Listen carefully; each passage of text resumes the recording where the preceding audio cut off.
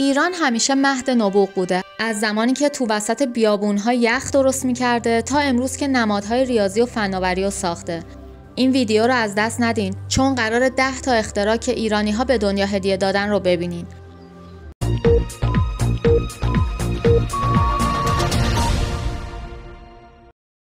اختراع اول، قنات‌ها، که البته یه ویدیو کامل ازش تو سرزمین دانستنی هست. قنات‌ها یکی از شاهکارهای مهندسی آبی ایران باستانه.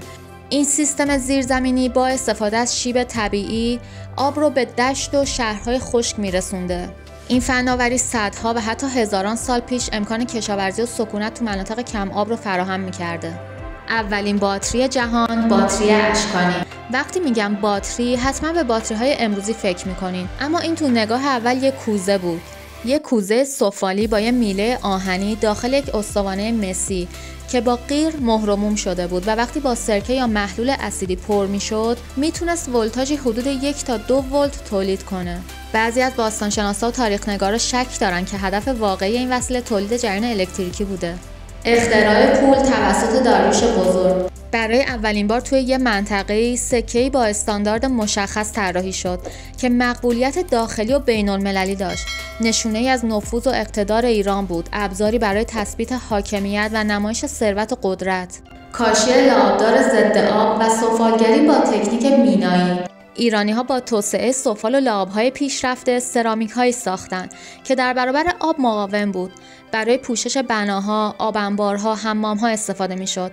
در واقع میشه گفت که این لعاب‌های پیشرفته تو ساختمان‌سازی قدم‌هایی بود به سمت عایق‌سازی و پوشش‌های معماری مقاوم.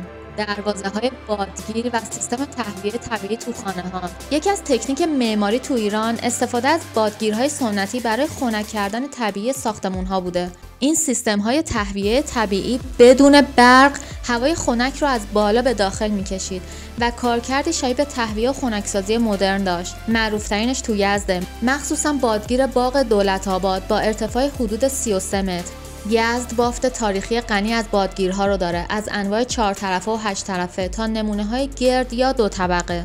بازی 2 نفره تخت نرد که توسط اردشیر بابکان به طور رسمی بازی میشد. بین قرن سوم تا ششم میلادی تو دوران ساسانی این بازی بیشتر جا افتاد و بعدها به نسخه‌های متعددی تو خاورمیانه و آسیای میانه گسترش پیدا کرد. بز شهر سوخته، چیزی شبیه به اولین تلاش‌ها برای به تصویر کشیدن حرکت یا انیمیشن قبل از اختراع دوربین یا فیلم. تصویری از یک بز کوهی روی ظرف سفالیه که با چرخوندن ظرف حرکت بز به سمت شاخه‌های درخت نشون داده میشه. اصلا فکرشو میکردید چوگان رو ایرانی‌ها اختراع کرده باشن؟ یه تمرین نظامی یا آموزشی تو ایران باستان که بعدها تبدیل شد به یک بازی سوارکاری با توپ و چوب و بعدها یه ورزش تشریفاتی و نمایش مهارت‌های سوارکاری. چوگان به مرور از ایران به سایر نقاط آسیای میانه، هند، چین، آسیای غربی و اروپا گسترش پیدا کرد.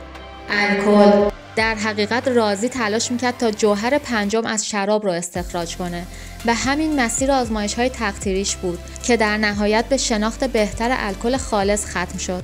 اگرچه تو اون زمان هدف اولیش نوشیدنی نبود، بلکه کاربردهای دارویی و کیمیاگری مد نظر بود. اولین منشور حقوق بشر، منشور کوروش بزرگ، یه منشور سفالی با نوشتار میخی بابلی که در سال 539 پیش از میلاد و پس از فتح بابل توسط کوروش بزرگ تهیه شد.